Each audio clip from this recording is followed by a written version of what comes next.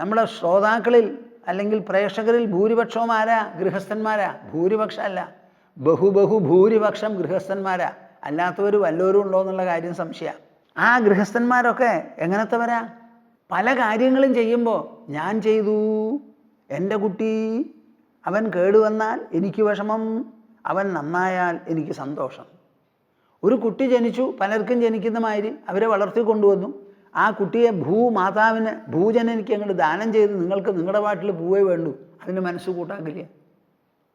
സാധിക്കുന്നുണ്ടെങ്കിൽ നമ്മുടെ മുത്തശ്ശന്മാരും മുത്തശ്ശിമാരും പേരക്കിടാങ്ങളെയും കൊണ്ടുപോകാൻ ഇഷ്ടപ്പെടുന്നവരാ. മരിക്കുമ്പോൾ പോലും അവർക്ക് കിട്ടില്ലല്ലോ, അതുകൊണ്ട് പോവാ. എന്തിനാ അത്ര മമതാന്ന്? ലോകത്തിലുള്ള ഒരു സാധനവും കെട്ടിപ്പുലർത്താനുള്ളതല്ല, ഒക്കെ നമ്മളെ അനുഭവിച്ച് തൃപ്തിപ്പെട്ട് പാകം വന്ന് അതിനെ എല്ലാറ്റിനെയും അതിജീവിച്ചു പോകേണ്ടവരാണ് നമ്മൾ. ഗർഭാശയത്തിൽ നിന്ന് പുറത്തു കടന്നതുപോലെ ശൈശവം വിട്ട് ബാല്യം, ബാല്യം വിട്ട് കൗമാരം, കൗമാരം വിട്ട് യൗവനം, യൗവനം വിട്ട് വാർദ്ധക്യം, വാർദ്ധക്യം വിട്ട് ലോകത്തെയും വിട്ടു പോവുക.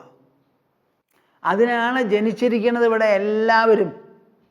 നിങ്ങൾ പരിഭ്രമിക്കൊന്നും വേണ്ട. നിർമ്മമോ നിരഹങ്കാര. ഒരൊറ്റ കാര്യത്തിലും മമത, എൻ്റേത് എൻ്റേത് എന്നുള്ള ആ ഒരു തോന്നലില്ലല്ലോ, പിടിച്ചു പൊത്തല്, അത് പാടില്ല.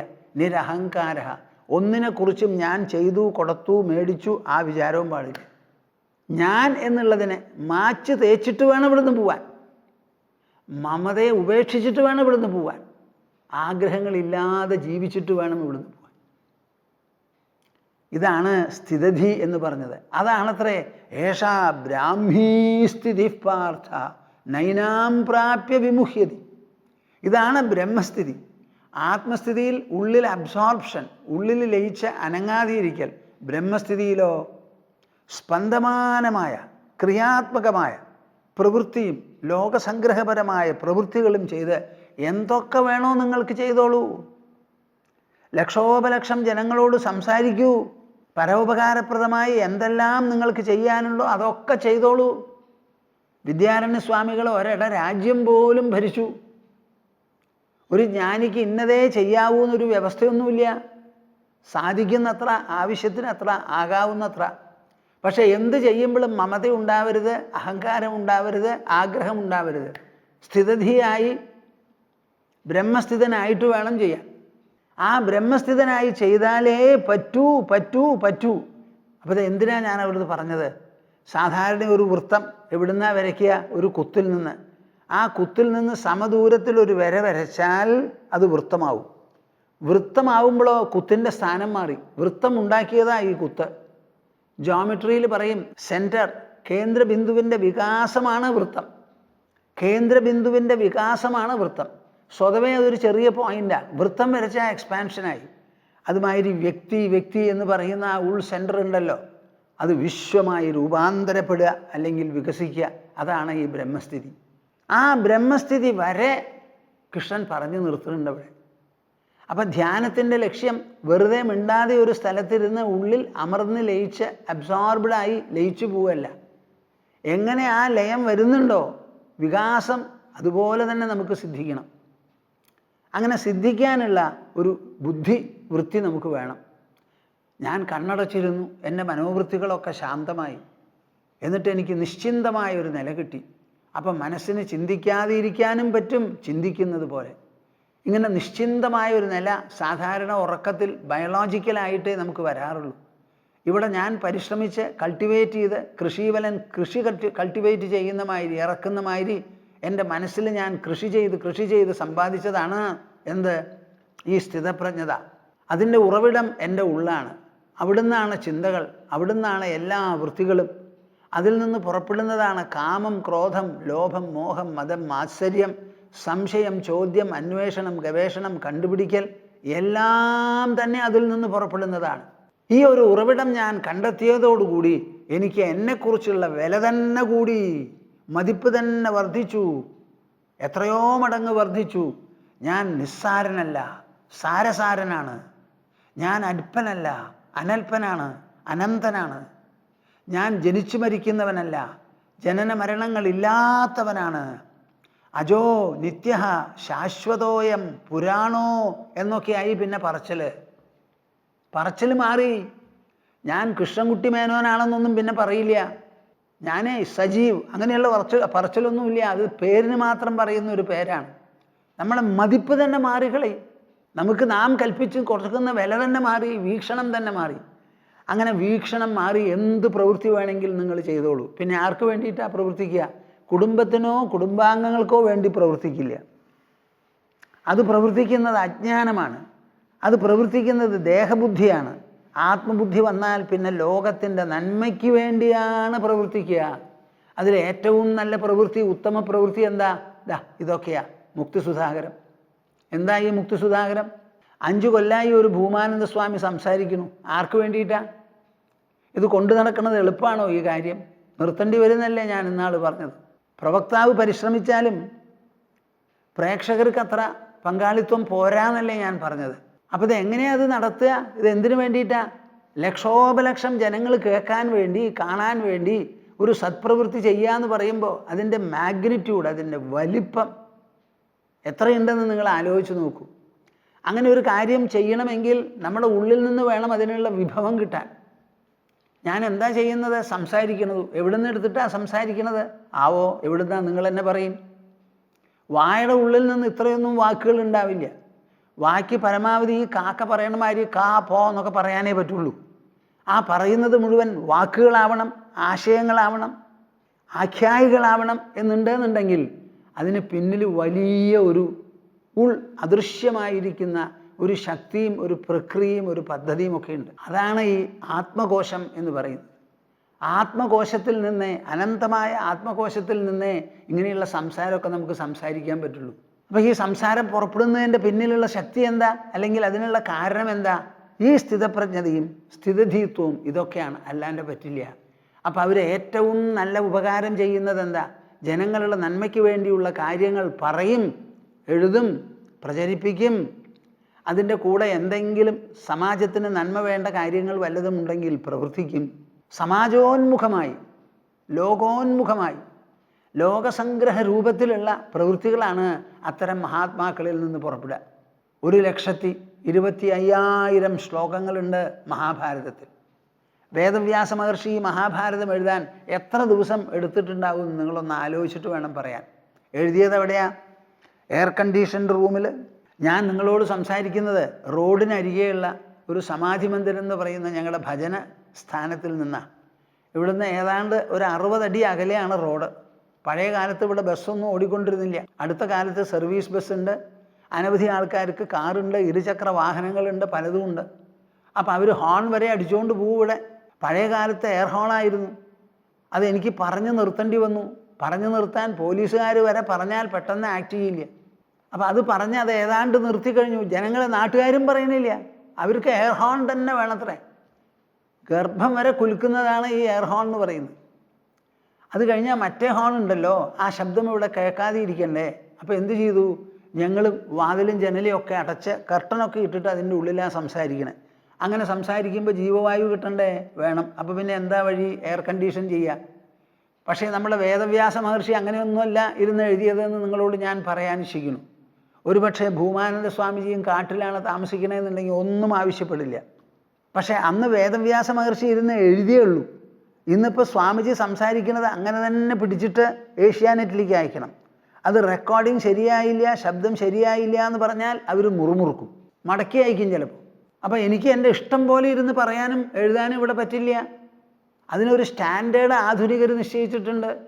അവരുടെ സ്ക്രീനിൽ വരുമ്പോൾ അതിൻ്റെ നിറം, അതിൻ്റെ പ്രകാശം, അതിൻ്റെ കുറിക്കൂട്ട് ഇതെല്ലാം ശരിയാക്കി അച്ചുമട്ടും കൃത്യമൊക്കെ ഉണ്ടെങ്കിലേ അവർക്ക് ബ്രോഡ്കാസ്റ്റ് ടെലികാസ്റ്റ് ചെയ്യാൻ പറ്റുള്ളൂ.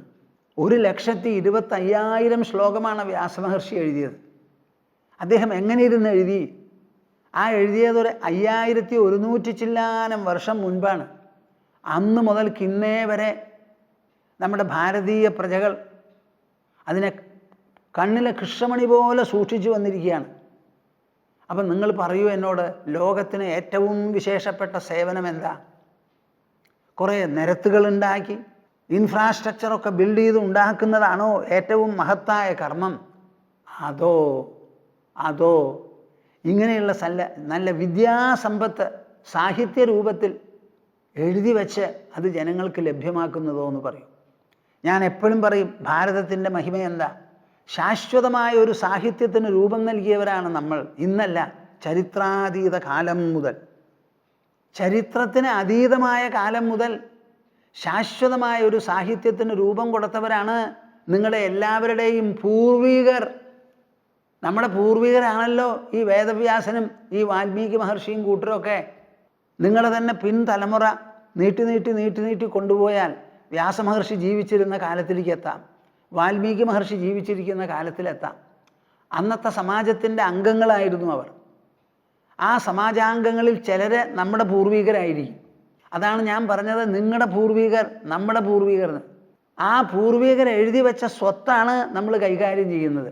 നേരെ മറിച്ച് വേദവ്യാസ മഹർഷി മാർബിൾ കൊണ്ട് ഒരു സ്മരണികയോ അല്ലെങ്കിൽ വലിയൊരു കൂടാരം പണിതിട്ടുണ്ടെങ്കിൽ 5100 ചില്ലാനം കൊല്ലം വരെ അത് കേടുകൂടാതെ നിന്നിട്ടുണ്ടാവുമെന്ന് നിങ്ങൾക്ക് തോന്നുന്നുണ്ടോ? അതിലെന്ത് ചെയ്യും ഉണ്ടെങ്കിൽ തന്നെ? അതിൽ നമ്മളെന്താ ചെയ്യുക? അവിടെ ചെന്ന് താമസിക്കും, ഇത്രയേ ഉള്ളൂ. അവിടുത്തെ മാർബിൾ നമ്മളോട് സംസാരിക്കില്ല. അതിനെ നോക്കിയാൽ നമുക്കൊന്നും ഗ്രഹിക്കാനും പറ്റില്ല. ഇത് മുത്തുമുത്തായി അക്ഷരങ്ങളിലും വാക്കുകളിലും വാക്യങ്ങളിലും ശ്ലോകങ്ങളിലും അധ്യായങ്ങളിലും പ്രകരണങ്ങളിലും എല്ലാം കൂടി എഴുതി തന്നിരിക്കുകയാണപ്പോൾ അത്. നിങ്ങൾക്കത് വായിച്ച് വായിച്ച് ഗ്രഹിക്കാം, വ്യാഖ്യാനിക്കാം, ഉൾക്കൊള്ളാം, സ്മരിക്കാം, അവനവൻ്റെ മനസ്സിൽ പതിപ്പിക്കാം, സ്ഥിതപ്രജ്ഞനാകാം, സ്ഥിതധിയാകാം, ബ്രഹ്മസ്ഥിതനാകാം. അതിനൊക്കെ സഹായിക്കുന്നത് ഈ മാതിരിയുള്ള പ്രവൃത്തികളാണ് ജ്ഞാനികളിൽ നിന്ന് നിർഗളിക്കുക. ഇതാണ് വികാസം. ഇതിന് താഴെയുള്ളൂ ബാക്കിയുള്ള സോഷ്യൽ ആക്ടിവിറ്റീസ് ആൻഡ് ഡയമെൻഷൻസ്. അപ്പോൾ കൃഷ്ണൻ അതുവരെ പറയുകയാണ്, യുഞ്ജന്നേവം സദാത്മാനം യോഗീ വിഗതകൽമഷ സുഖേന ബ്രഹ്മസംസ്പർശം അത്യന്തം സുഖമശ്നുതേ. എനിക്ക് പലപ്പോഴും തോന്നും നമ്മുടെ രാജ്യത്തിൻ്റെ പാപ്പരത്വം. എന്താണ് പാപ്പരത്വം? ബ്രിട്ടീഷുകാർ നമുക്ക് ഒരു രാജ്യം തന്നു, നമ്മുടെ രാജ്യം. അവർ തന്ന രാജ്യമേ നമ്മൾ കണ്ടിട്ടുള്ളൂ. അവർ ഇംഗ്ലീഷ് സംസാരിക്കുന്നവരായിരുന്നു, ഔദ്യോഗിക ഭാഷ ഇംഗ്ലീഷാക്കി, നമ്മുടെ സംസ്കൃതമൊക്കെ മൺമറഞ്ഞു പോയ മാതിരിയായി. ആ രാജ്യം കിട്ടിയപ്പോൾ ബ്രിട്ടീഷുകാരായി നമുക്ക് സർവസ്വം.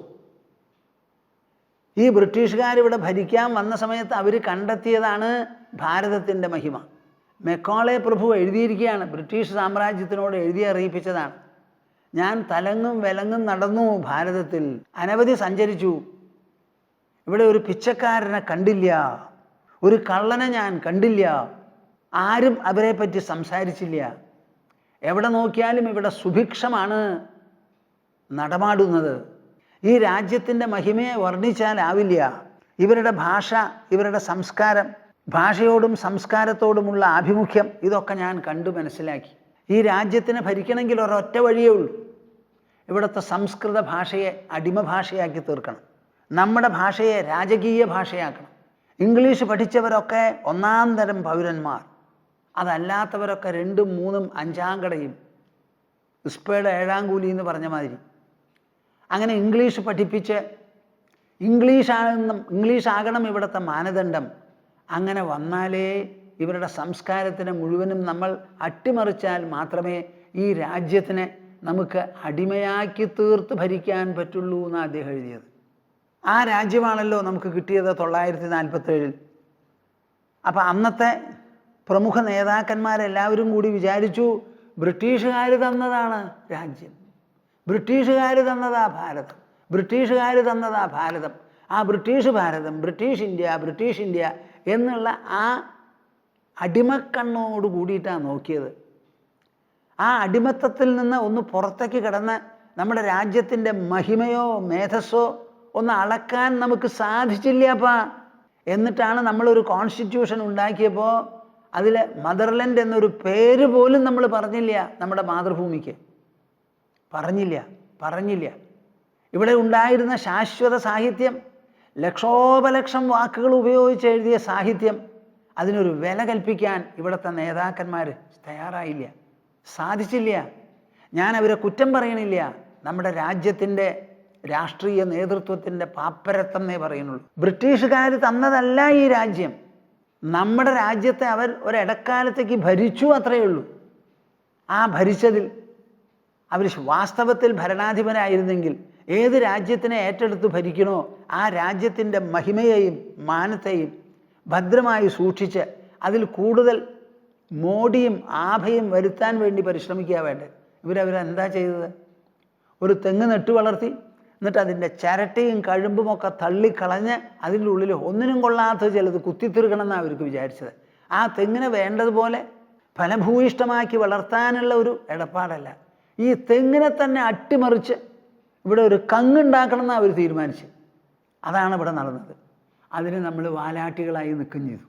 ഇവിടെ നമുക്ക് വിശേഷപ്പെട്ട ഒരു സാഹിത്യമുണ്ട്. രാമായണമുണ്ട്, വേദങ്ങളുണ്ട്, ഉപനിഷത്തുകളുണ്ട്, മഹാഭാരതമുണ്ട്, ശ്രീമദ് ഭാഗവതമുണ്ട്. ഈ സാഹിത്യങ്ങളെല്ലാം ഭാരതത്തിൻ്റെ പ്രാഗൽഭ്യം കാണിക്കുന്നതാണ്, പ്രാഗൽഭ്യം കാണിക്കുന്നതാണ്, ഭാരതത്തിൻ്റെ ബുദ്ധിയുടെ വൈഭവം കാണിക്കുന്നതാണ്. ആ ബുദ്ധിവൈഭവത്തെ കണ്ടെത്തി അതിനെ അതിൻ്റെ പശ്ചാത്തലത്തിൽ തന്നെ വളർത്താനുള്ള ഒരു പരിശ്രമം 67 കൊല്ലമായി ഇവിടെ നടന്നിട്ടില്ല. 67 കൊല്ലമായിട്ട്. My dear souls, can you please tell me in what way is the Indian brain inferior to the rest of the world? നമ്മുടെ ബുദ്ധിക്ക് എവിടെയാണ് കുറവെന്ന് നിങ്ങളൊന്ന് പറഞ്ഞ് മനസ്സിലാക്കി തരൂ. ലോകത്തിലുള്ള പല നേതാക്കന്മാർ, ഐൻസ്റ്റൈൻ അടക്കം എത്ര ആൾക്കാരായി ഇന്ത്യയെ സ്തുതിച്ചിരിക്കുന്നത്, ആ ഇന്ത്യയുടെ ലിറ്ററേച്ചറിന് വേണ്ടി, അധ്യാത്മ വിഭവത്തിന് വേണ്ടി. അങ്ങനെ ഒരു വിഭവം രചിച്ച രാജ്യമാണ്, ആ പൂർവീകരുടെ പിൻഗാമികളാണ് നാം എന്ന് ചിന്തിക്കാനോ പറയാനോ ഒരു പരാമർശം നടത്താനോ നമുക്ക് സാധിച്ചിട്ടില്ല. വളരെ കൊല്ലങ്ങൾ കഴിഞ്ഞിട്ടാണ് ഒരു ചെറിയ പരാമർശം ഫണ്ടമെൻ്റൽ ഡ്യൂട്ടിയുടെ പേരിൽ എഴുതി ചേർത്തത്. പോരാ പോരാ, നമ്മുടെ ഭരണഘടനയിൽ എന്തെല്ലാം പഴുതുകൾ വന്നിട്ടുണ്ടോ, പോരായ്മ വന്നിട്ടുണ്ടോ, നമ്മുടെ തന്നെ വൈഭവത്തോട് നമുക്ക് ആഭിമുഖ്യം കാണിക്കാൻ വിട്ടുപോയിട്ടുണ്ടെങ്കിൽ അതൊക്കെ കാട്ടിയെടുത്തുകൊണ്ട് ഒരു പുതിയ അധ്യായം നമ്മുടെ ഭരണഘടനയിൽ എഴുതി ചേർക്കേണ്ടി വരും. ഒരു ഡെമോക്രാറ്റിക് പശ്ചാത്തലത്തിൽ, പൊളിറ്റിക്കൽ അഡ്വാൻസ്മെൻ്റ് ഉള്ള ആ പശ്ചാത്തലത്തിൽ നമ്മുടെ ഭരണഘടന വളരെ വിശേഷപ്പെട്ടതാണ്, അത്യുത്തമമാണ്. അത് നടത്തുന്ന സമയത്ത് നമ്മൾ പല നല്ല നല്ല സ്റ്റെപ്പും എടുത്തിട്ടുണ്ട്. റൈറ്റ് ടു ഇൻഫർമേഷൻ ആക്ട് എന്ന് പറയുന്നത് തന്നെ ലോകത്തിൽ ആരും കാട്ടിയിട്ടില്ലാത്ത വിശേഷപ്പെട്ട ഒന്നാണ്. അതുമാതിരി പല സംഗതികളും നമുക്ക് നേടിയെടുക്കാനുണ്ട്. നമ്മുടെ പ്രധാനമന്ത്രി അടക്കം എല്ലാവരെയും ഉൾപ്പെടുത്തിക്കൊണ്ട്, അദ്ദേഹത്തിനെ അടക്കം ഉൾപ്പെടുത്തിക്കൊണ്ടുള്ള ഒരു ലോക്പാൽ ബില്ല് കൊണ്ടുവരണമെന്ന് നമ്മൾ വിചാരിച്ചുകൊണ്ടിരിക്കുകയാണ്. പ്രധാനമന്ത്രിയെ അടക്കം വേണ്ടി വന്നാൽ പരാമർശിക്കാം, വിലമതിക്കാം, കുറ്റം കണ്ടുപിടിക്കാം, അതിനുള്ളൊരു വ്യവസ്ഥയടക്കം ലോക്പാൽ ബിൽ. ഇതൊക്കെ ഇവിടെ വന്നു എന്നുണ്ടെങ്കിൽ നമ്മുടെ രാജ്യത്തിൻ്റെ സ്ഥിതി എന്തായി എന്ന് പറയും. ഒരു ഭാഗത്ത് ജനങ്ങൾ ഉയരണം, പഠിപ്പ് കൊണ്ടും അറിവ് കൊണ്ടും മാതൃഭക്തി കൊണ്ടും ഉയരണം. മറുഭാഗത്ത് നേതാക്കളും ഉയരണം, ജുഡീഷ്യറി ഉയരണം, പാർലമെൻറ്റ് ഉയരണം, എക്സിക്യൂട്ടീവ് ഉയരണം. ഇതെല്ലാം ഉയർന്നു കഴിഞ്ഞാലേ ഈ കാര്യം നടക്കാൻ പോകുന്നുള്ളൂ. ഒരു ദിവസം 2 ദിവസം കൊണ്ട് നടക്കില്ല. ഇപ്പം നമ്മുടെ രാജ്യം കാണുന്ന വലിയ ഒരു എന്താ പറയുക, ഒരു ലീഗൽ പ്രതിസന്ധിയാണ് ഇപ്പോൾ രാജ്യം കടന്നു പോണത്. എന്താണ് ആ പ്രതിസന്ധി? ഒരു ജുഡീഷ്യൽ കമ്മീഷൻ ഉണ്ടാക്കണം എന്ന് തീരുമാനിച്ച് പാർലമെൻറ്റ് നിയമം പാസ്സാക്കി. അതിൽ 3 പേര് ജുഡീഷ്യറിയിൽ നിന്നുണ്ട്, 6 പേരാണ് എല്ലാം കൂടി. അപ്പോൾ ജുഡീഷ്യറിക്ക് എന്ത് വേണമെങ്കിലും അവിടെ പറഞ്ഞു നിർത്താനുള്ള സ്വാതന്ത്ര്യമുണ്ട്. അതാണ് ഒറ്റയല്ലാതെ ഇരട്ട നമ്പർ. അതിൻ്റെ പ്രാഥമിക നടപടിക്ക് വേണ്ടി ചീഫ് ജസ്റ്റിസ് ഓഫ് ഇന്ത്യ, മുഖ്യ ന്യായാധിപൻ സുപ്രീം കോർട്ടിൽ നിന്ന് അദ്ദേഹവും വരണം. പ്രധാനമന്ത്രിയുണ്ട്, ലീഡർ ഓഫ് ദി ഓപ്പോസിഷനും ഉണ്ട്. ഇവർ 3 പേരും കൂടി അടിയന്തരമായിട്ട് നമുക്ക് കുറേ ജഡ്ജസിനെ ഹൈക്കോർട്ടിലൊക്കെ അപ്പോയിൻറ്റ് ചെയ്യാനുണ്ട്. അതിൻ്റെ ഇടയിൽ ഈ നിയമത്തെ തന്നെ ക്വസ്റ്റ്യൻ ചെയ്ത് സുപ്രീം കോർട്ടിൻ്റെ മുൻപിൽ ചർച്ച വന്നിരിക്കുക. അപ്പോൾ ഗവൺമെൻറ് പറഞ്ഞു, ആ ചർച്ച എന്തു വന്നാലും അതിലെ തീരുമാനം ഞങ്ങൾ അംഗീകരിക്കാം. ആ ചർച്ച വരുന്നതിന് മുൻപും അതിൻ്റെ ഇടയിലും ചില പഴുതുകളുണ്ട്, ആ വേക്കൻസി ഫില്ലപ്പ് ചെയ്യാൻ വേണ്ടി അടിയന്തരമായി കൂടുന്നതാണ്, ഇതിനൊരു താത്കാലിക സ്വഭാവമേ ഉള്ളൂ എന്ന് ഗവൺമെൻറ് പറഞ്ഞു. എന്നിട്ടും നമ്മുടെ മുഖ്യ ന്യായാധിപൻ പറയുകയാണ്, ഞാൻ ആ മീറ്റിങ്ങിൽ വരില്ല. ന്യായാധിപനാണ് പറയുന്നത്, ഈ ആക്ട് ചർച്ച ചെയ്ത് കഴിയുന്നിടത്തോളം ഞാനതിൽ വരില്ല, അതിൻ്റെ തീരുമാനം വന്നാലേ വരുള്ളൂ. ആ തീരുമാനം വന്നാൽ നിങ്ങൾ അംഗീകരിക്കില്ലേ ചോദിച്ചപ്പോൾ ചെയ്യാമെന്നൊക്കെ അവർ പറഞ്ഞു കഴിഞ്ഞു. അപ്പോൾ അവിടെ ചർച്ചാ വിഷയമായിരിക്കുക ന്യായാധിപന്മാരുടെ മുൻപിൽ തന്നെ ഒരു ചർച്ച. എന്താണത്? നമ്മുടെ ചീഫ് ജസ്റ്റിസ് ഓഫ് ഇന്ത്യ വരില്ല എന്ന് പറയുന്നുണ്ടല്ലോ, എന്താ വേണ്ടത്? അപ്പോൾ ഗവൺമെൻറ്റിൻ്റെ പക്ഷം പറയുകയാണ്, അറ്റോർണി ജനറൽ നിങ്ങൾ 5 പേരുള്ള ബെഞ്ച് കൂടി തീരുമാനിക്കണം, നമ്മുടെ ചീഫ് ജസ്റ്റിസ് ഓഫ് ഇന്ത്യയോട് പറയണം നിങ്ങൾ അറ്റൻഡ് ചെയ്യണം എന്ന്. മനസ്സിലാവുള്ളൂ നിങ്ങൾ?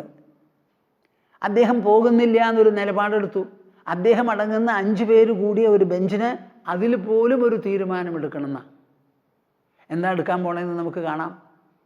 എനിക്ക് തോന്നുന്നു നമ്മുടെ രാജ്യത്തിൽ പല മാതൃകാ കേസസും ഉണ്ടായിട്ടുണ്ട്. അതുപോലെ മാതൃകാപരമായ ഒരു കേസാണ് ഇപ്പോൾ നടക്കുന്നത്.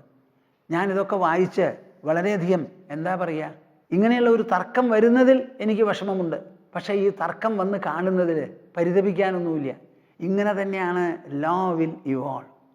നിയമം എന്ന് പറയുന്നത് ഒരു പൂത്ത സാധനമല്ല, പൂവൻ വാഴ കൂമ്പടഞ്ഞ മാതിരി അടയുന്നതുമല്ല. ആ നിയമം ഇങ്ങനെ പുരോഗമനാത്മകമായി പോയിക്കൊണ്ടിരിക്കും. എന്ത് നടത്തുന്നതും നിയമത്തിന് വിധേയമായേ പറ്റുള്ളൂ. ചീഫ് ജസ്റ്റിസ് പോലും ഒരു കാര്യം ചെയ്യാതിരിക്കുകയോ ചെയ്യുകയാണെങ്കിൽ അതിന് നിയമമാണ് ഇവിടെ പ്രധാനം. നമ്മുടെ പാർലമെൻറ്റ് നിയമത്തിന് കീഴിൽ വേണം പ്രവർത്തിക്കാൻ. ഇവിടെ ഒരു ബില്ല് പാസ്സാക്കുന്നുണ്ടെങ്കിൽ അത് ശരിയാണോ, നിയമവിരുദ്ധമോ, നിയമാനുസാരമോ എന്ന് കണ്ടുപിടിക്കണം. അത് കണ്ടുപിടിക്കാനുള്ളവർ പാർലമെൻ്റല്ല, ജുഡീഷ്യറിയാണ്. 2, 3, 4, 5 ആൾക്കാരാണ്. അങ്ങനെ പരസ്പരം ചെക്കും ബാലൻസും എല്ലാം കൂടിയിട്ടാണ് ഈ ഡെമോക്രസി നിലനിൽക്കുന്നത്.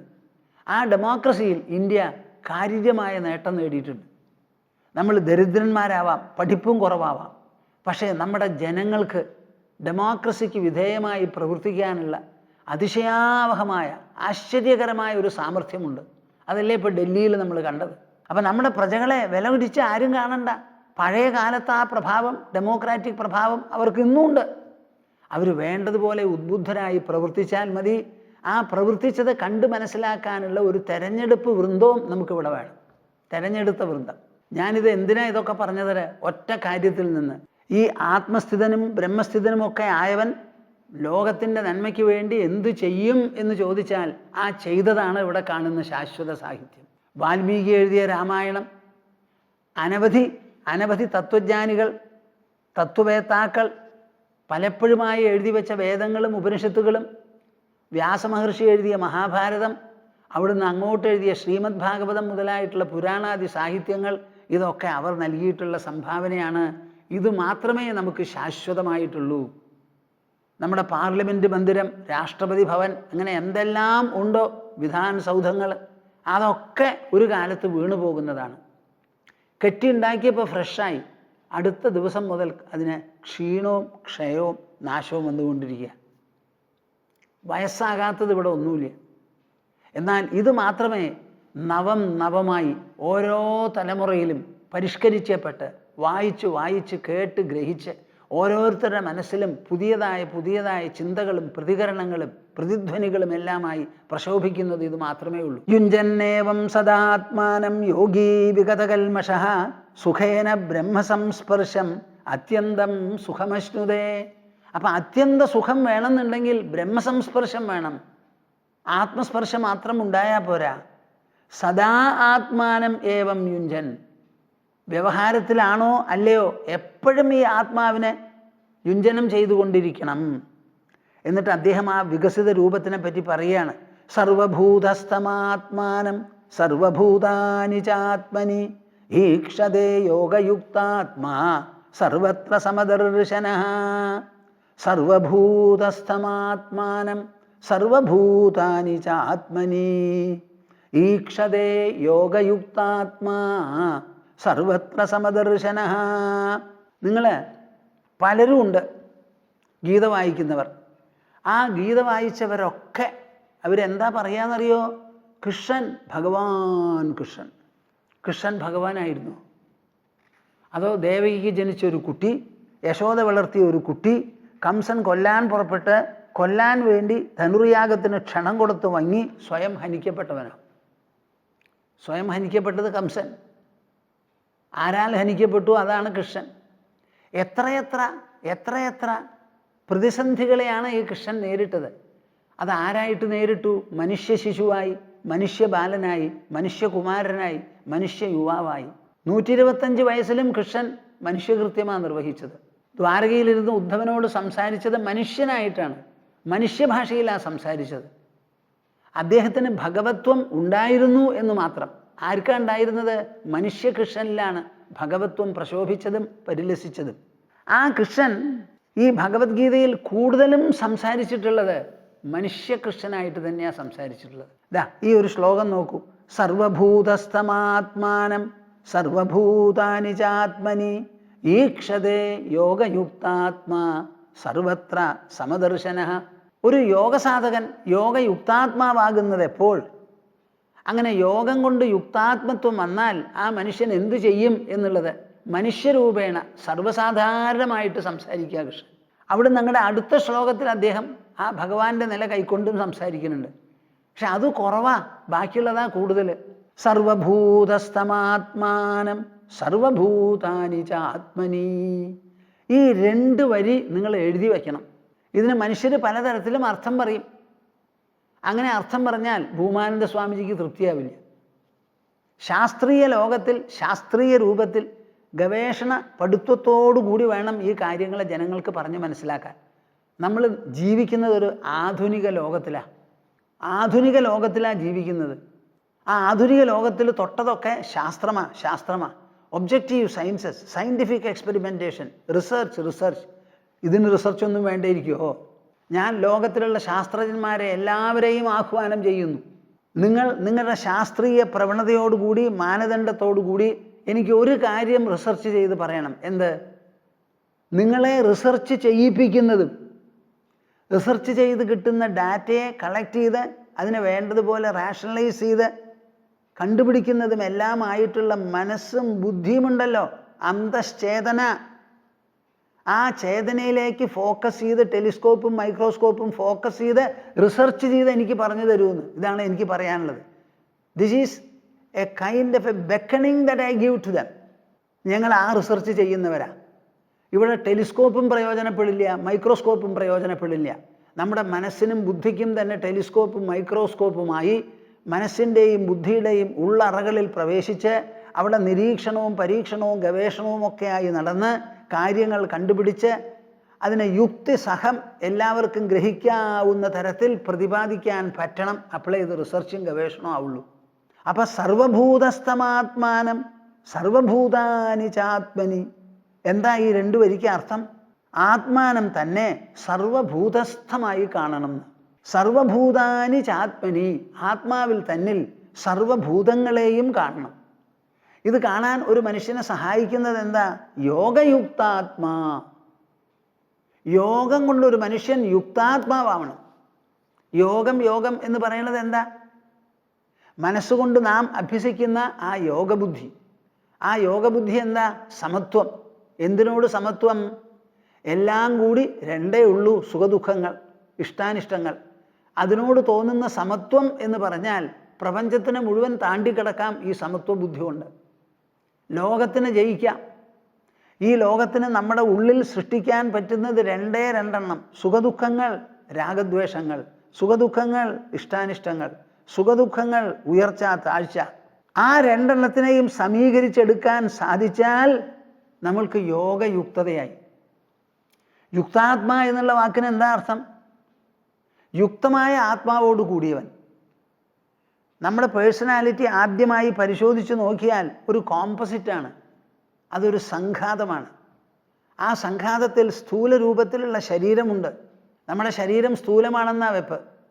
അതിലുള്ള ഇന്ദ്രിയങ്ങളും സ്ഥൂലമാണ്. ഈ സ്ഥൂല ശരീരവും സ്ഥൂലേന്ദ്രിയങ്ങളും അതിന് കഴിക്കാനുള്ള സ്ഥൂല ഭക്ഷണങ്ങൾ, അതിൽ പ്രവർത്തിക്കുന്ന ഹാർട്ട്, ലങ്സ്, രക്തം, വായു ഒക്കെ സ്ഥൂലമാണ്. സമ്മതിച്ചു, ഞാനും സമ്മതിച്ചു. എനിക്ക് ഒരഭിപ്രായ വ്യത്യാസവും ഇല്ല. ഇനിയാണ് നമ്മുടെ റിസർച്ച് കൊണ്ട് പറയാനുള്ളത്. എന്താ അത്? ഈ സ്ഥൂല ശരീരം ഉണ്ട് എന്ന് അറിയുന്നതും അറിയിക്കുന്നതും ഈ ശരീരമല്ല എന്ന്. ഈ ശരീരം വെറും ജഡമാണ്. വെറും ജഡം എന്ന് പറഞ്ഞാൽ അതാ ഇതുപോലെ ഒരു സാധനം.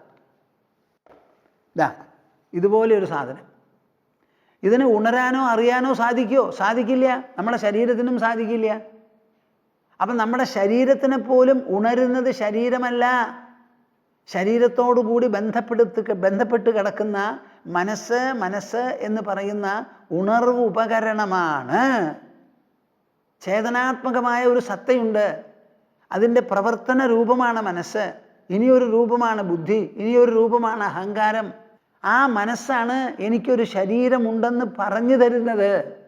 ആ ശരീരത്തെ പ്രവർത്തിപ്പിക്കുന്നത് ആ ഉൾചേതനയാണ്. അപ്പം ആദ്യമായി നമ്മുടെ കോമ്പോസിറ്റ് പേഴ്സണാലിറ്റിയിൽ സ്ഥൂലാംഗമുണ്ട് എന്ന് പറഞ്ഞാലും ഈ സ്ഥൂലാംഗത്തിന് ഒരു വിലയുമില്ലാതെയാവണു. എന്താ കാരണം? ഇങ്ങനെ ഒരു അംഗം ഉണ്ടെന്ന് കാണിക്കാനോ അറിയിക്കാനോ ഈ ശരീരത്തിന് പറ്റില്ല. അപ്പം ശരീരമുണ്ടെന്ന് പോലും ഉണർന്ന് അതിനെ പ്രവർത്തിപ്പിക്കുന്നത് ശരീരമല്ലാത്ത ചേതനാത്മകമായ ഒന്നാണ്. ശരീരമോ ദ്രവ്യവും ഊർജവും കൂടിയിട്ടുള്ള ഒരു സംഘാതം. ദ്രവ്യത്തിനുമില്ല സെൻസിബിലിറ്റി ഓർ സെൻസിറ്റീവ്നെസ്, ഊർജത്തിനുമില്ല സംവേദനക്ഷമത. അപ്പം സംവേദനക്ഷമത മുഴുവൻ ഉള്ളത് ഈ ചേതനയ്ക്കാണ്. അപ്പം ആ ചേതനയുടെ വെളിച്ചത്തിലും അതിൻ്റെ പ്രവർത്തനത്തിലുമാണ് ദേഹം നിലനിൽക്കുന്നതും പ്രവർത്തിക്കുന്നതും. ആ സംവേദനം നടത്തുന്ന ഉള്ളുണർവുണ്ടല്ലോ, ആ ഉള്ളുണർവ് എങ്ങനെ പ്രവർത്തിക്കുന്നു? ചിന്താരൂപത്തിൽ, ബോധനരൂപത്തിൽ പല വിധത്തിലുള്ള ചിന്തകളെയും തൊടുത്തുവിടുന്നു. ചിന്തകളെ തൊടുത്തുവിട്ടാൻ, ചിന്ത എന്ന് പറയുന്നത് പരിണത ഫലമാണ്. പരിണത ഫലം എന്തിൻ്റെ പരിണത ഫലം? വിചിന്തനത്തിൻ്റെ. വിചിന്തനമോ ഒരു പ്രക്രിയയാണ്. എന്ത് പ്രക്രിയയും നടക്കണമെങ്കിൽ ഒരു കർത്താവ് അവിടെ വേണം. സബ്ജക്റ്റ് ഇല്ലാതെ ഒരു പ്രെഡിക്കേറ്റ് ഉണ്ടാവില്ല, പ്രെഡിക്കേറ്റ് ഇല്ലാതെ ഒരു ഓബ്ജക്റ്റ് ഉണ്ടാവില്ല. ഇപ്പം നടക്കണമെന്ന് പറയുമ്പോൾ നടക്കുന്ന ഒരാൾ വേണം, പറയുന്നു എന്ന് പറയുമ്പോൾ പറയുന്ന ഒരാൾ വേണം. അപ്പം കർത്താവാണ് എല്ലാ പ്രവർത്തനത്തിൻ്റെയും ഉറവിടം, സ്രോതസ്സ്. കർമ്മം എന്ന് പറയുന്നതോ ഈ പ്രവൃത്തി ചെന്ന് പറ്റുന്നതാണ് കർമ്മം, ഓബ്ജക്റ്റ്. അപ്പം നമ്മുടെ ഉള്ളിൽ ചിന്ത എന്ന് പറയുന്നത് ഒരു പരിണത ഫലമാണ് ഓബ്ജക്റ്റ് ആണെങ്കിൽ, ആ ഓബ്ജക്റ്റിനെ കണ്ടുപിടിക്കാൻ വേണ്ടി ഒരു പ്രക്രിയയും അത് തൊടുത്തു വിടുന്ന സ്രോതസ്സും കർത്താവും വേണം. അങ്ങനെ ഒരു ചിന്തകനുണ്ട്, വിചിന്തനമുണ്ട്, അതിന് ശേഷമാണ് ചിന്ത. ഇങ്ങനെ മൂന്നെണ്ണം സദാ നമ്മുടെ ഉള്ളിൽ നടന്നുകൊണ്ടിരിക്കുകയാണ്.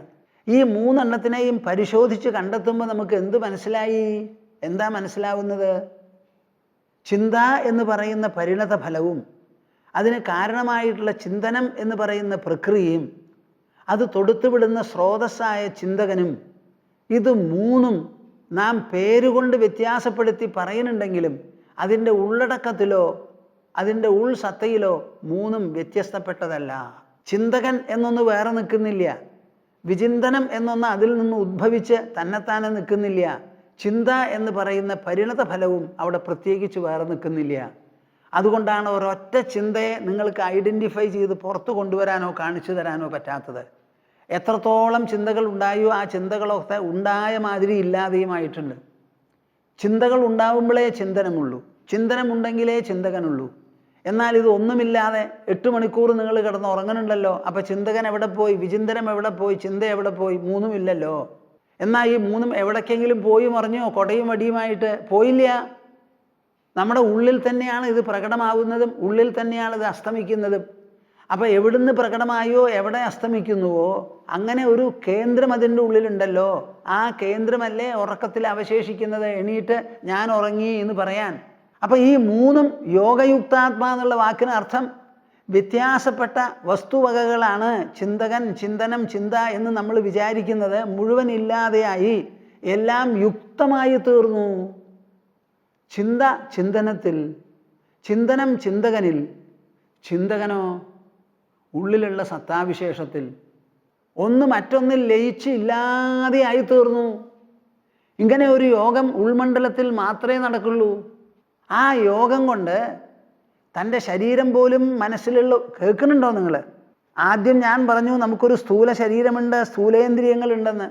ആ ശരീരവും ഇന്ദ്രിയങ്ങളും എല്ലാം തന്നെ സ്ഥൂലമായി തനതായി പുറത്ത് ജഡമായി നിൽക്കുന്നതല്ല.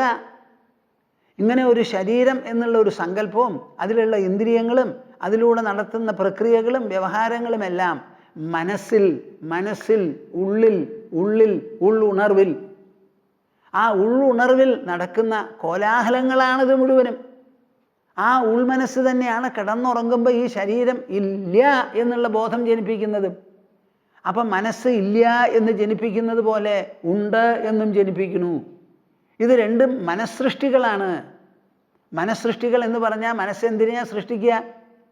മനസ്സാണ് സൃഷ്ടിക്കുന്നത്. മനഃസൃഷ്ടി മനോമയമാണ്. മനസ്സിലാവുന്നുണ്ടാവും നിങ്ങൾക്ക്? മനഃസൃഷ്ടി മനോമയമാണ്. മനസ്സ് സ്ഥൂലമാണോ? അല്ല, സൂക്ഷ്മം. അപ്പോൾ സൂക്ഷ്മമായ മനസ്സിന് സ്ഥൂല സൃഷ്ടി സാധിക്കുമോ? സാധിക്കില്ല. അപ്പം നമ്മുടെ ദേഹത്തെക്കുറിച്ചുള്ള ബോധം ദേഹബോധമാണ്, ദേഹമല്ല. ദേഹബോധമാണ്, ദേഹമല്ല. ദേഹബോധമാണ്, ദേഹമല്ല. ദേഹം എന്നൊരു ബോധം മനസ്സ് സൃഷ്ടിക്കുകയാണ്. സ്ഥൂലം എന്നൊരു ധാരണ മനസ്സ് സൃഷ്ടിക്കുകയാണ്. ആ മനഃസൃഷ്ടി വിട്ട് അവിടെ ഒരു സ്ഥൗല്യവുമില്ല, ഒരു ദേഹവുമില്ല. അതാണ് ഈ മനസ്സിന് സ്ഥൗല്യവും ദേഹവും ഒക്കെ വിട്ട് ഒന്നുമില്ല എന്ന് പറഞ്ഞ് 8 മണിക്കൂർ കിടന്ന് ഉറങ്ങാൻ സാധിക്കുന്നത്? വാസ്തവത്തിൽ അവിടെ ഉള്ളതാണെങ്കിൽ അതില്ല എന്നുള്ളൊരു ബോധം എങ്ങനെ സൃഷ്ടിക്കും? അപ്പം മനസ്സിൽ പ്രത്യക്ഷപ്പെടുന്നതും തിരോധാനം ചെയ്യുന്നതുമാണ് എന്ത്? നമ്മുടെ ജാഗ്രത അവസ്ഥ ഒട്ടാകെ തന്നെ. കാലത്തുണർന്നു, എന്താ പറയുക? ഉണർന്നു, ദേഹന്നു എന്നല്ല പറയുക, ഉണർന്നു എന്നാണ്. ഉണർവ് എന്ന് പറയുന്നത് ദേഹത്തിൻ്റെ പ്രക്രിയയല്ല, മനസ്സിൻ്റെ പ്രക്രിയ. ഞാൻ ഉണർന്നു. ഈ ജാഗ്രത അവസ്ഥയ്ക്ക് എന്താ പേര്? ഉണർന്നിരിക്കുന്ന ദശ. ദേഹമിരിക്കുന്ന ദശ എന്നല്ല നമ്മൾ പറയുന്നത്. ഉണർന്നു, ഉറങ്ങി, സ്വപ്നം കണ്ടു. ഈ 3 പ്രവൃത്തികളും ആരുടെയാ? ദേഹത്തിൻ്റെയാ? അല്ല, അല്ല. ഉണരുന്നത് ദേഹമല്ല, ഉറങ്ങുന്നത് ദേഹമല്ല, സ്വപ്നം കാണുന്നതും ദേഹമല്ല. ഇത് 3ഉം നമ്മുടെ ഉൾച്ചേതനയിൽ നടക്കുന്ന അവസ്ഥാവിശേഷങ്ങളാണ്. ആ ഉൾച്ചേതനയിലാണ് എന്തുണ്ടാവുന്നത്? ഈ പ്രപഞ്ചം എന്ന് പറയുന്ന ഒരു പ്രതീതി നമുക്കുണ്ടാവുന്നത്. ജീവിച്ചിരിക്കുന്ന ശരീരത്തിലെ കണ്ണിലൂടെ മനസ്സ് പുറത്തേക്ക് നോക്കുമ്പോഴാണ് അനന്തമായ വൈവിധ്യം, വർണ്ണബഹുലമായ വൈവിധ്യങ്ങൾ, അനന്ത ദൂരങ്ങൾ, അനന്ത വസ്തുക്കൾ, ആകൃതികൾ കാണുന്നത്. ജീവിച്ചിരിക്കുന്ന കണ്ണ്, ഉജ്ജീവിപ്പിക്കപ്പെട്ട കണ്ണുകൾ, മനസ്സ് കണ്ണിനെ പ്രവർത്തിപ്പിച്ച് മനസ്സിൽ തന്നെ പതിപ്പിച്ചെടുക്കുന്നതാണ് ഈ പ്രപഞ്ചം. നിങ്ങൾക്ക് മനസ്സിലാവുന്നുണ്ടോ കൂട്ടരെ? മനസ്സാണ് കണ്ണിലൂടെ ഈ ലോകത്തെ കാണുന്നത്. ഈ കാഴ്ച നടക്കുന്നത് മനസ്സിലാണ്. എങ്ങനെ? മനസ്സിലെ പതിപ്പുകളായി. അപ്പോൾ ഈ ലോകത്തിൽ കാണുന്ന വസ്തുക്കളെല്ലാം ആ കാഴ്ച എൻ്റെ ഉള്ളിലുള്ള പതിപ്പുകളാണെങ്കിൽ എനിക്ക് അവകാശപ്പെട്ടൂടെ എല്ലാ പതിപ്പുകളിലും ഞാനുണ്ടെന്ന്? ഞാനൊരു ആനയെ കണ്ടു. ഞാൻ അവിടെയുള്ള ആനയെ പറ്റിയിട്ടല്ല ഞാൻ പറയണത്. ഞാൻ കാണുന്ന ആന എൻ്റെ ഉള്ളിലുള്ള ആനയാണ്. എൻ്റെ ഉള്ളിലാണ് ആ ആന എന്നുണ്ടെങ്കിൽ ഞാൻ ആ ആനയിലുണ്ടല്ലോ. ഞാൻ ആ ആനയിൽ, എൻ്റെ ഉള്ളിൽ, എൻ്റെ ചിന്തയിൽ ഞാനില്ലേ? എൻ്റെ ഓർമ്മയിൽ ഞാനില്ലേ? എൻ്റെ ഉണർവിൽ ഞാനില്ലേ? എൻ്റെ സുഖത്തിൽ ഞാനില്ലേ? എൻ്റെ ദുഃഖത്തിൽ ഞാനില്ലേ? എനിക്കുണ്ടാവുന്ന അനുഭവങ്ങളിൽ മുഴുവൻ അനുഭവിയായ ഞാനുണ്ട്. അപ്പം എല്ലാ ഭൂതങ്ങളെയും ദർശിക്കുന്ന ദർശനാനുഭവം നമ്മുടെ ഉള്ളിലായതുകൊണ്ട് നാം ആത്മാ സർവഭൂതങ്ങളിലുമുണ്ട്. എങ്ങനെയാണ് സർവഭൂതങ്ങളിലുമുണ്ട്? എല്ലാവരും പറയും എൻ്റെ ആത്മാവേ എല്ലാവരിലും ഉണ്ടെന്ന്. അതല്ല ഇതിനർത്ഥം. എൻ്റെ ഉള്ളിലുള്ള ഉണർവ്, ആ ഉണർവിൽ പതിയുന്ന പതിപ്പുകളിൽ എല്ലാറ്റിലുമുണ്ട്. ആ പതിപ്പുകളൊക്കെ എന്നിലേ ഉള്ളൂ. ഞാനല്ലാതെ വേറെ ഒരു ആധാരമില്ല. ഞാൻ കാണുന്ന ലോകത്തിന് ഞാനാണ് ആധാരം, അടിസ്ഥാന ഘടകം. ഞാനാണ് ഈ ലോകത്തെ കാണുന്നത്. ഈ ലോകത്തിന് മുദ്ര കുത്തുന്നതും നാമകരണം ചെയ്യുന്നതും ഞാനാണ്. ഇതിൽ ശബ്ദമുണ്ട്, വെളിച്ചമുണ്ട്, ഗന്ധമുണ്ട്, സ്പർശമുണ്ട്, രുചിയുണ്ട് എന്ന് ഞാനാണ് പറയുന്നത്. ഞാനല്ലാതെ ഈ ലോകത്തിലുള്ള ഒരു വസ്തുവിനും ഈ ശബ്ദസ്പർശ രസരൂപഗന്ധമുണ്ടെന്ന് പറയുന്നില്ല. ജീവനുള്ളതിനെല്ലാം പറയുന്നത്. നമ്മളെപ്പോലെ ജീവൻ അതിലും ഉണ്ടല്ലോ. അപ്പം എല്ലാ ഭൂതങ്ങളിലും ആത്മാവിനെ കാണുക, ആത്മാവിൽ എല്ലാ ഭൂതങ്ങളെയും കാണുക എന്ന് പറയുമ്പോൾ എല്ലാ ഭൂതങ്ങളുടെ പതിപ്പിലും ഞാനില്ലാതെ പതിപ്പില്ല. പതിപ്പുകളെല്ലാം എന്നിലുമാണ്. അപ്പോൾ വാസ്തവത്തിൽ ഈ ഭൂതം മുഴുവനും ഞാനല്ലേ?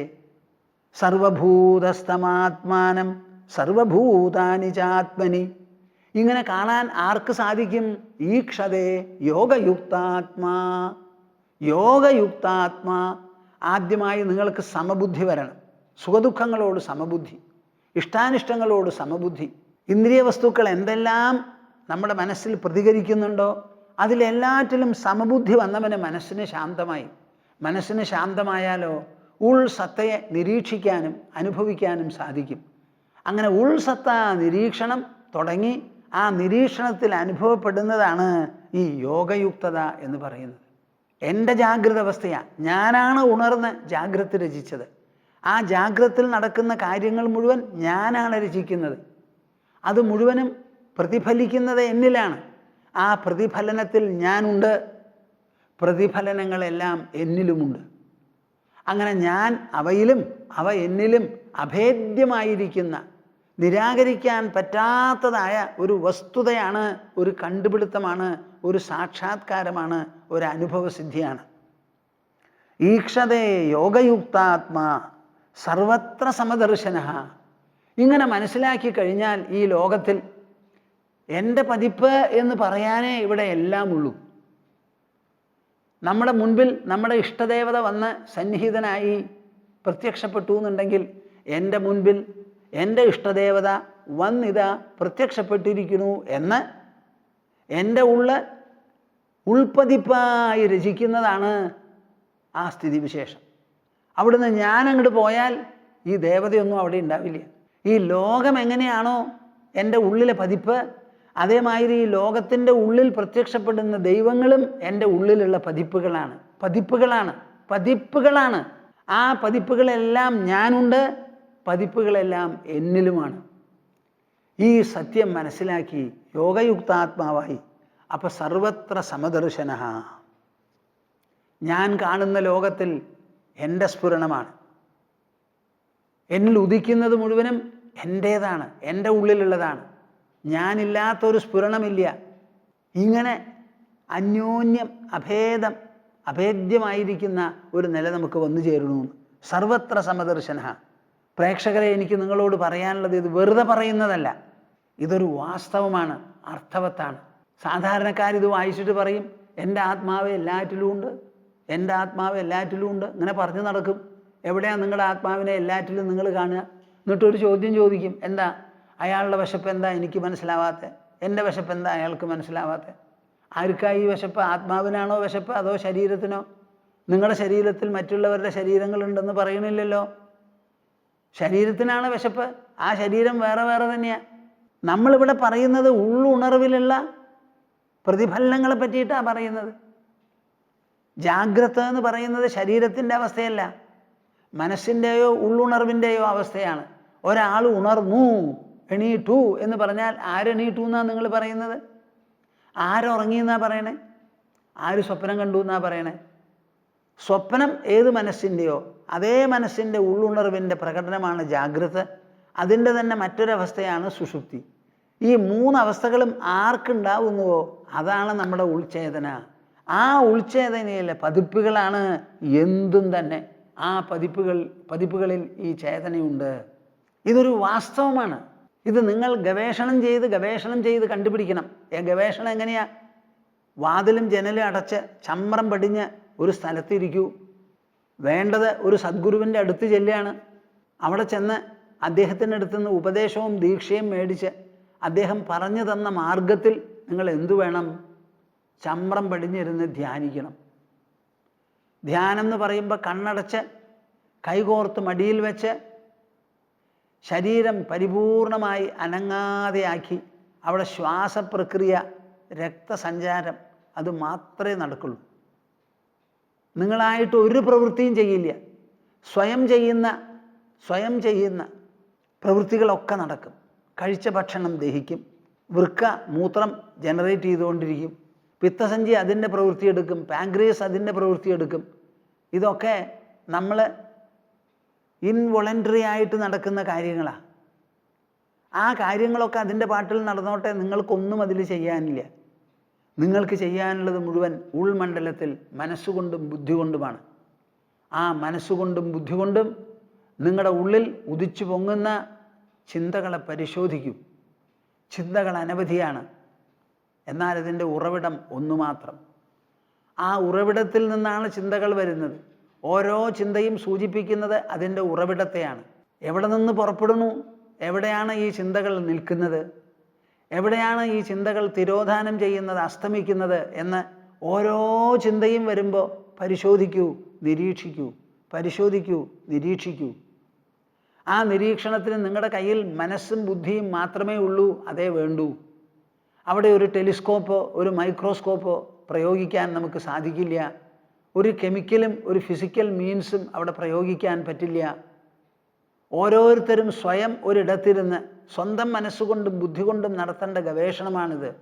ആ ഗവേഷണത്തിൽ തൻ്റെ ചിന്തകൾ, ചിന്താമണ്ഡലം, ചിന്താസ്രോതസ്, ചിന്ത അവസാനം അണയുന്ന ആ അവസാനം, ആ ലയഭാഗം, ഇതെല്ലാം നിങ്ങൾ പരിശോധിച്ച് യഥാർത്ഥത്തിൽ ഒരു ചിന്ത ഉദിക്കുന്നുണ്ടോ? ഉണ്ടെങ്കിൽ എവിടെയാണ് അത് നിൽക്കുന്നത്? സ്ഥിതി എവിടെയാണ് അതിൻ്റെ ലയം എന്ന് നോക്കുമ്പോൾ മനസ്സിലാവും. ഉദിക്കണമില്ല, സ്ഥിതി ചെയ്യണമില്ല, തിരോധാനം ചെയ്യുന്നുമില്ല. ഒരു തീപ്പന്തം വട്ടത്തിൽ ചുറ്റിയാൽ ഒരു വൃത്താകാരം അനുഭവപ്പെടുന്നത് പോലെ മാത്രമാണ് ഈ ചിന്താവൃത്തം. സത്യത്തിൽ അവിടെ ജ്വലിക്കുന്ന പ്രശോഭിക്കുന്ന ഒരു ചൈതന്യസത്ത മാത്രമേ ഉള്ളൂ എന്ന് നിങ്ങൾക്ക് ബോധ്യപ്പെടും. ഇതാണ് നമുക്ക് ആവശ്യം. സർവഭൂതസ്ഥമാത്മാനം സർവഭൂതാനി ചാത്മനി ഈക്ഷതേ യോഗയുക്താത്മാ സർവത്ര സമദർശനഃ. നിങ്ങൾക്കിത് മനസ്സിലായോ? ഇതൊരു ശാസ്ത്രീയ സത്യമാണെന്ന്, അതോ ഇതൊരു പുരാണ കഥനമോ? പറഞ്ഞതാരാ? കൃഷ്ണൻ. കേട്ടതോ അർജുനൻ, കൂട്ടത്തിൽ സഞ്ജയൻ. ഇത് പകർത്തി വച്ചതോ വേദവ്യാസ മഹർഷി. ആ കൃഷ്ണനെ മാറ്റിക്കോളൂ, അർജുനനെ മാറ്റിക്കോളൂ, സഞ്ജയനെയും മാറ്റിക്കോളൂ. വേദവ്യാസ മഹർഷി ഇങ്ങനെ ഒരു സംഭവം നടന്നു എന്ന് പറഞ്ഞ് എഴുതിയത് മാത്രമേ നമ്മുടെ കയ്യിലുള്ളൂ. അപ്പം അദ്ദേഹത്തെ ഇതിൻ്റെ പൂർണ്ണ ഓഥറാക്കി തീർത്താലും എനിക്ക് സന്തോഷമാണ്. കൃഷ്ണനും പൊക്കോട്ടെ, അവിടുന്ന് അർജുനനും പൊക്കോട്ടെ, സഞ്ജയനും പൊക്കോട്ടെ. ഇതെവിടേക്കാണ് പോവുക ഈ എഴുതിയ ശ്ലോകം? അതവിടെ അവശേഷിക്കുമല്ലോ.